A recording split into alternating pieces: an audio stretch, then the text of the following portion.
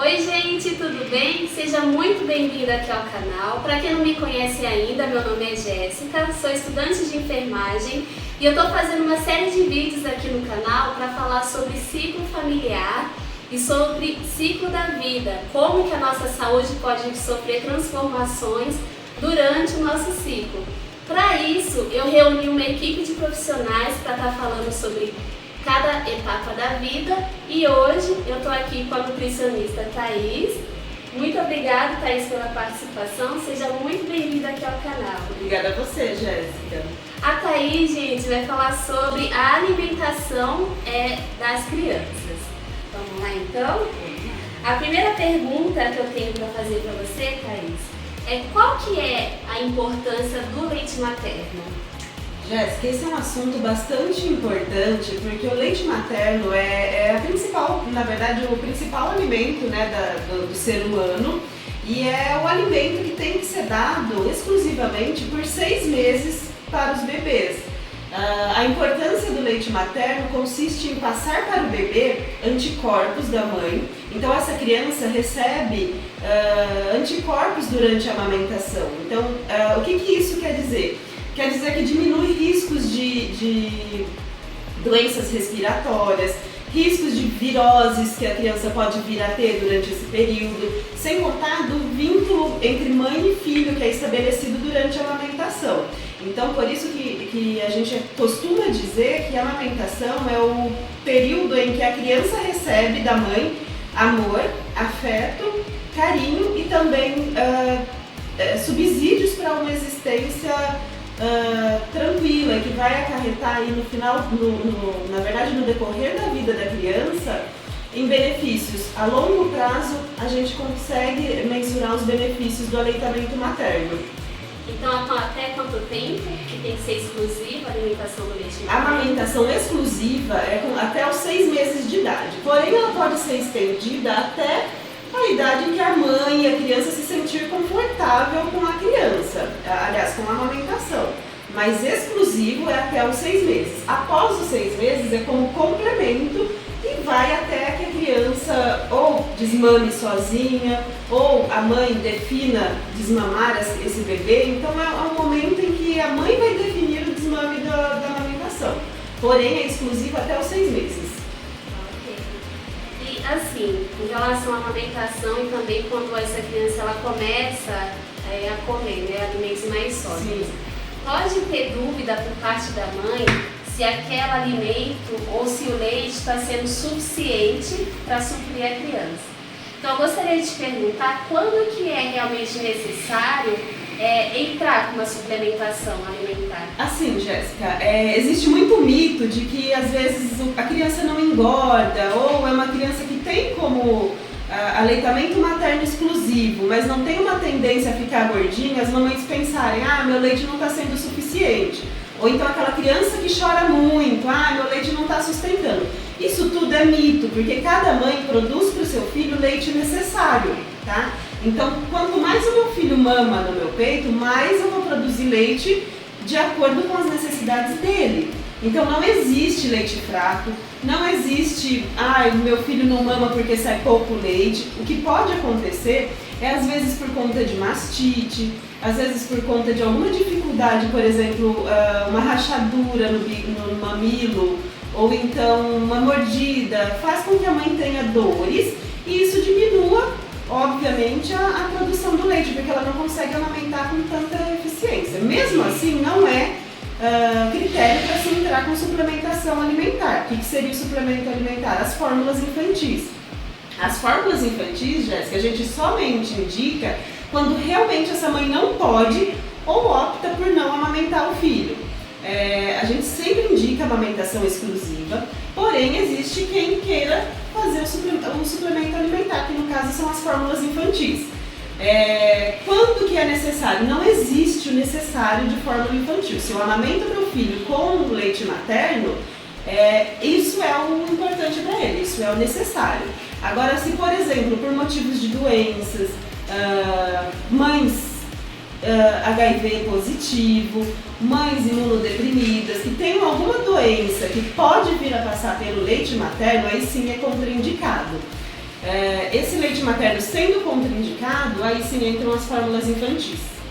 Agora eu gostaria de te perguntar o seguinte: tem uma fase na infância, geralmente do 1 aos 3 anos, se eu não me engano, em que há uma redução do apetite da criança. Eu gostaria de te perguntar se essa redução do apetite é normal ou se não, é um sinal de alerta para os pais. Realmente existe a fase de recusa das crianças, que é realmente nesse período dos 2 anos, pode se estender até os 5 anos de idade.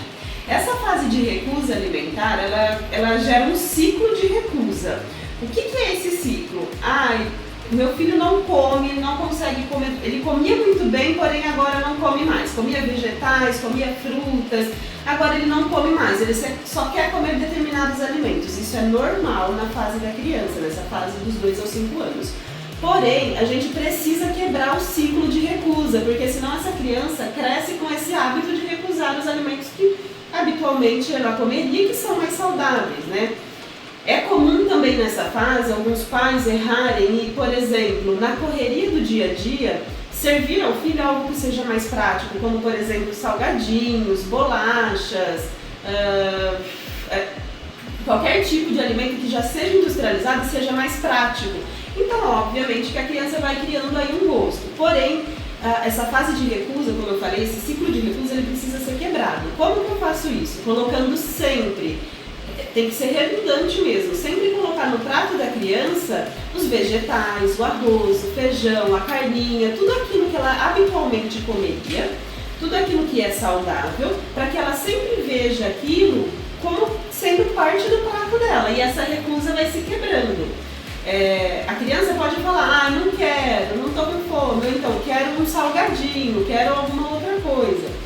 E você sempre oferecer os alimentos saudáveis. Então, dessa forma, a gente vai quebrando o ciclo da recusa, tá? O que a gente não pode é entrar nesse ciclo e fazer com que essa criança cresça consumindo só os alimentos, obviamente, mais fáceis de se conseguir, que são os industrializados.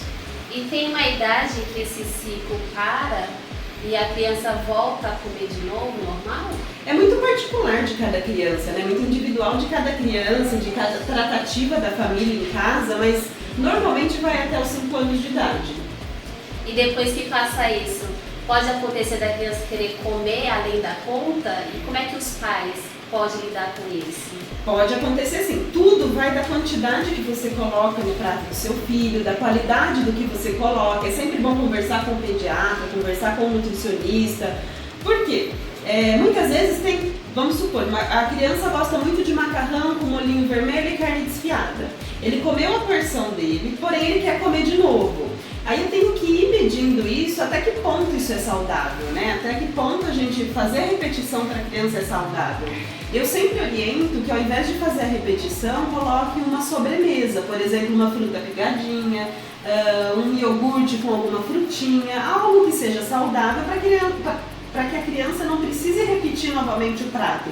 Porque muitas vezes ela repete mesmo por impulso, é como se segue na vida adulta. Na primeira infância é o momento em que a gente vai criar os hábitos para a fase adulta, os hábitos alimentares. Então, se nesse momento a gente mostrar para a criança que é normal ela fazer várias repetições, que é normal ela comer um pacote de salgadinho sozinha, enfim, que essas coisas, que esses excessos são normais, essa criança provavelmente cresce um adulto fazendo excessos alimentares. Durante a infância é comum que as crianças sejam rodeadas de doces, né? Às vezes a gente associa muito essa fase da infância com essa fase de doces. E às vezes é convidada também muito para festa e tudo mais. Eu queria te perguntar até que ponto isso é saudável. Legal, Jéssica, uma boa pergunta. É muito comum que isso aconteça. Até que ponto é saudável? Como eu falei no começo, o ideal é que a gente mostre para o nosso filho e para a nossa criança uma alimentação saudável. Porém, existe um momento em que essa criança vai precisar socializar com outras crianças, numa festinha de aniversário, em ambiente familiar, enfim. Você criar hábitos saudáveis para o seu filho, não quer dizer que você vai estar excluindo ele de viver uma vida socialmente com outras crianças, uma vida legal, né? Isso quer dizer que você está criando hábitos saudáveis para ele. Então, eu costumo dizer que assim, quanto mais você oferece frutas, verduras, legumes para o seu filho, menos ele vai se interessar por outras coisas. Então, por exemplo, numa festa onde a criança encontra outras crianças, que vai ter o bolo do aniversariante, que vai ter o docinho do parabéns, enfim, nesse momento é legal a criança socializar e comer. Mas agora eu te digo uma coisa, se essa criança ela tiver em casa o costume de comer frutas, verduras, legumes e não for apresentado o açúcar, o doce, ela nem vai se interessar por esses docinhos, por essas guloseimas, entendeu? Então, quanto mais hábitos saudáveis a gente mostra para o nosso bebê, mais ele vai se interessar por alimentos saudáveis. Então, até que ponto é saudável isso? Até o ponto em que você não impede ele de se desenvolver com outras crianças, de brincar com outras crianças. Não existe a necessidade de eu apresentar o açúcar para o meu filho, não existe a necessidade de eu, por exemplo, adoçar o leite, adoçar o suco. Quanto mais a gente influencia o nosso filho a ter, as crianças, enfim, a ter esses hábitos não saudáveis, mais a gente está influenciando ele nos hábitos alimentares a longo prazo. Então é saudável até o ponto de que ele vai numa festinha, ele convive com outras crianças, ele pode comer um pedaço de bolo, ele pode comer um docinho, tudo sem exageros. Então se a gente impõe limites para os nossos filhos, a gente consegue fazer com que ele não tenha essa alimentação exagerada em doces refinados, seja pastelaria, seja confeitaria, o que for, tá bom? Quanto mais frutas eu apresento para o meu filho, mais frutas ele vai querer. Bem interessante, né? A gente acha que às vezes não tem noção de que realmente essa criança ela já tem o hábito dela dentro de casa, exatamente. Às vezes fora, mas ela mesma se policia. E às vezes acontece muito, Jéssica, assim, ó, você tem o seu filho, você dá os hábitos alimentares saudáveis para ele, mas aí você chega numa reunião familiar, aí vem a avó e fala assim, não, essa criança precisa comer um doce. Então são coisas que precisam ser tratadas e conversadas, entendeu? O meu filho, eu educo em casa e acabo levando isso para os momentos em que ele vai ter lazer também, seja com família, seja num restaurante, enfim. Então as pessoas precisam começar a ter consciência de que a gente vive em um mundo agora onde quanto mais saudável for a alimentação dos nossos filhos, menos problemas eles vão ter futuramente. Sim. Bom, vamos falar agora sobre obesidade infantil. Eu queria te perguntar se tem como uma criança estar acima do peso só com leite materno. Existe sim, Jéssica, existe muito isso. Como que a gente sabe que essa criança está acima do peso? A gente usa algumas curvas que são, na verdade, preconizadas pela Organização Mundial da Saúde. Então é curva do IMC para a idade, da altura para a idade, peso para a idade, e existe um percentil de normalidade. Se a criança estiver acima do percentil 50, quer dizer que essa criança está acima do peso, está acima da estatura para a idade. Tudo isso é medido durante o acompanhamento pediátrico, né? Então, o que a gente precisa saber? O aleitamento materno exclusivo, ele traz os benefícios para o bebê, ele traz o que é necessário para o bebê. Nesse momento, pode ser que esse bebê se torne acima do percentil 50 e se torne obeso. Porém, nesse momento não é o momento de se tirar o leite ou de começar uma dieta restritiva, não é esse o momento.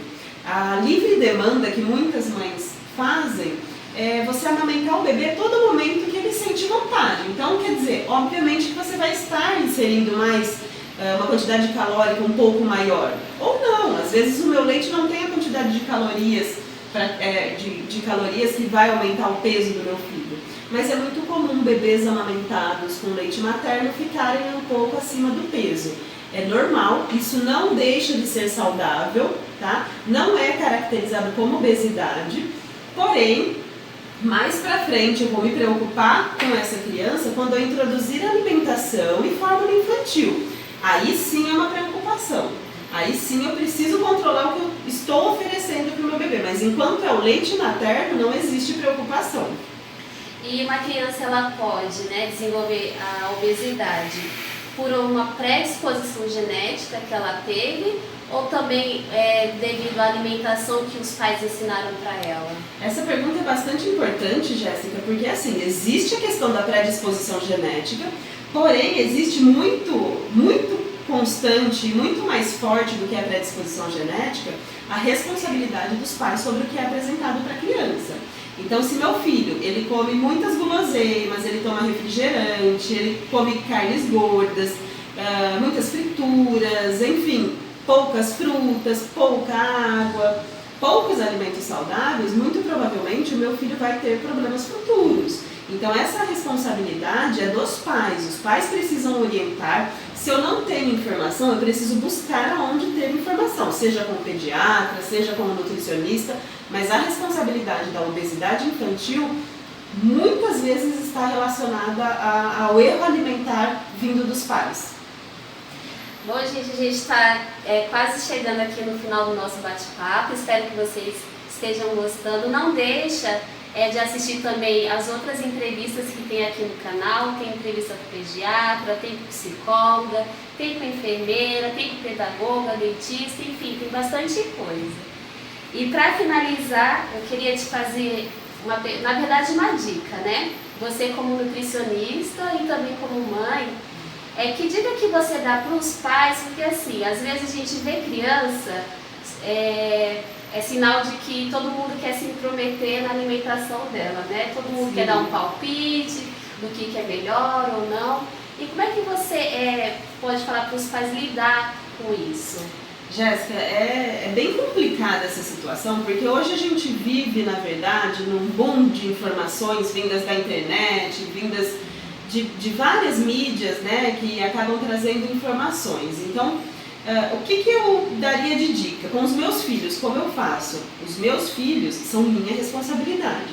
Então eu busco orientação, eu converso com quem eu preciso conversar para ter a melhor orientação para seguir a alimentação dos meus filhos, enfim.